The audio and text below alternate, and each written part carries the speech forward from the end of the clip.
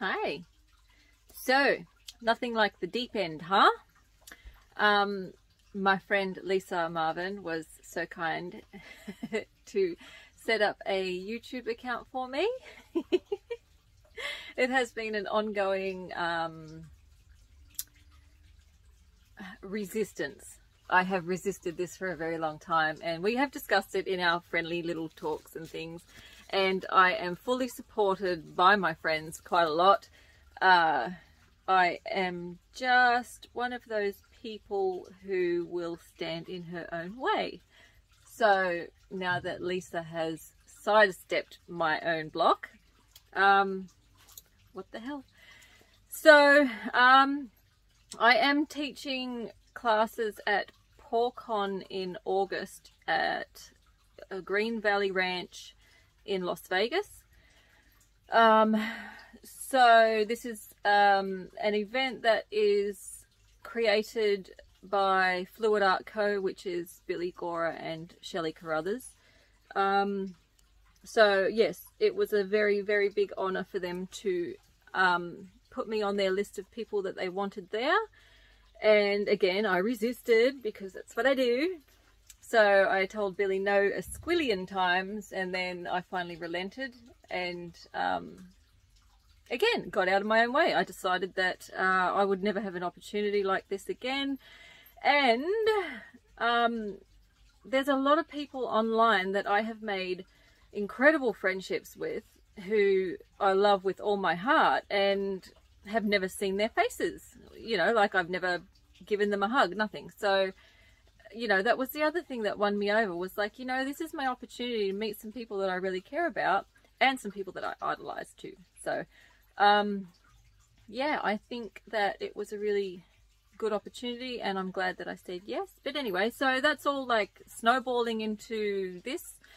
And of course, you know, my Instagram is slowly growing, and I am a mixed media artist. I do all sorts of art. It's not just alcohol inks. I'm not sure whether I'll keep this channel strictly to alcohol inks, or whether I will, you know, get the motivation to record something else one day. I don't know. So I will probably just treat this as my own learning curve, whether that be I've probably said heaps. Yeah, whether that be an online journal of my creative processes, or whether it's to try and throw out some tips and teach you guys things, because like I get in the I know what I know mindset, and it gets to the point where it becomes second nature for you to do those things without having to think about it. So for me to teach those things is going to be a learning curve for me. So that's what I'm trying to say. You know, I will learn my way, and it will be with you guys. So whether that's I'm learning to YouTube, I'm learning how to teach, I'm going to be learning things with my viewers. So I don't know, forgive me if I drop the ball and things. I have a large family, so I will do things when I can, and you know, when things feel right. But I at this stage can't promise schedules, just because my creative muse is there when she wants to be, and she sits down and relaxes on the lounge with a packet of chips other times. So her and I will just be where we are when we are there. So anyway, I don't know, I suppose I shall try and maybe attach this intro to a video of you watching me make something. Anyway, hi, I'm Bree, Cool Breeze. Obviously that's a play on my name, and I like it, so that's what I am. So thank you for subscribing, and thank you, Lisa, for doing what you did. I will not kill you.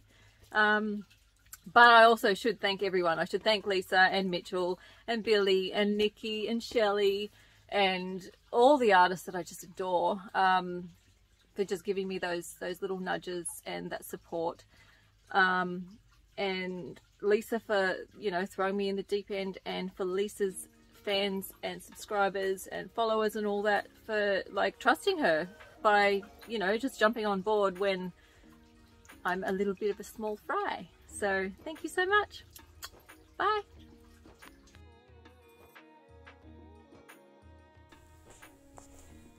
Okay, so this is me using Copic ink, and I am diluting Pinata Brass. That little bottle is already diluted with just 100% isopropyl alcohol.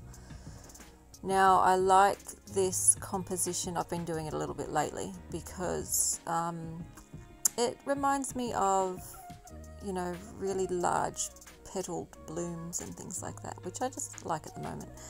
And just so you know, I have sped this video up 300%, so what you're seeing is clearly fast, but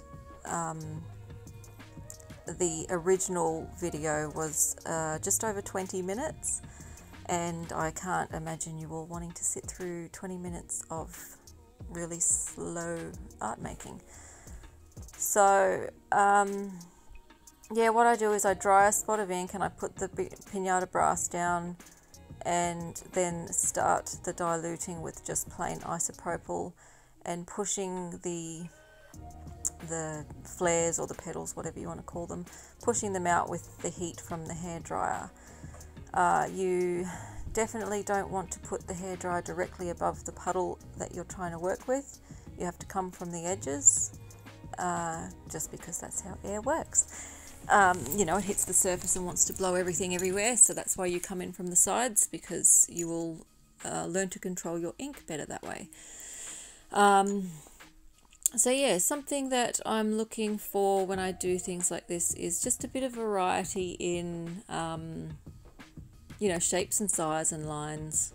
What I did there off camera you didn't see was just spritzed the piece with some alcohol to get some spots, because it adds, obviously not physical texture, but it adds a bit of visual texture to the end result. So yeah, I usually do something like that midway through. Oh yeah, there's the colours, burnt umber and I think the other one was agate. And you'll see, like, you know, just a drop can be spread out quite a lot when you start diluting it, and that's the beauty of the alcohol inks. The beauty is in the dilution. You still want contrast, you still want a bit of a gradient with it, I suppose, so you still want your soft blown out washy colours, but it's always nice to have that focal point of some darkness as well, like the contrast. So a little bit soon, I think, or towards the end actually, you'll see me add in a little bit more of that burnt umber to bring some darkness back in after I've washed it all out with the isopropyl. Yep, lost my paper there, I blew it away a little bit. As you can see, using a brush just to control the direction a little bit sometimes. It would be awesome if we had 3 hands, but we do not. So you just make do with the 2 you have.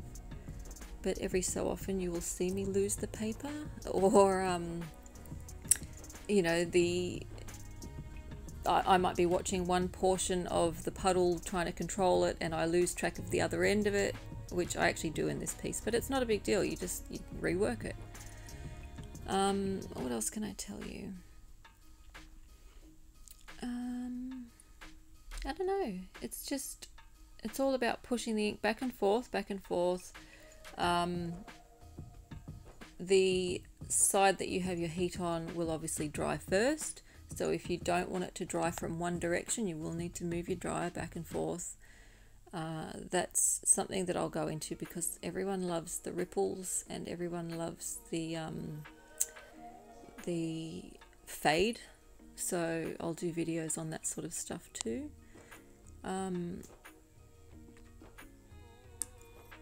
Yeah, this is where I use just straight isopropyl, because, not that you can see it very well, sorry, that's something I'll learn to do.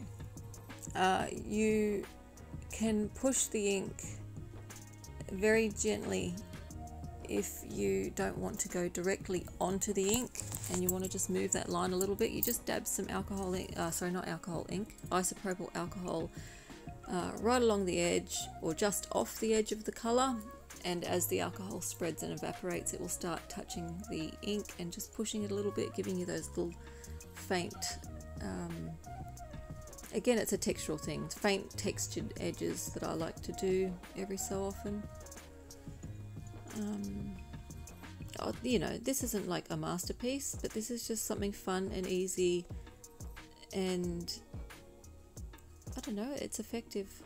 Like I said, I like the composition like this lately, and it's a good starting point to show you guys that it's not overly complicated. It doesn't have to be. And one of the mistakes that most people make when they start using alcohol inks is too much ink, and that was my light bulb moment, was watching a video where someone said that you know, you've got to add a lot of alcohol, and that's when the penny dropped. That was when I had my aha and realized that I could make much nicer work if I approached it more subtly. You know, you don't want to just pour it all out straight from the bottle. It does you no good. You want to use the magic of the dilution to get those really pretty soft wispy effects that alcohol inks are known for. So this is just obviously the finishing touches too.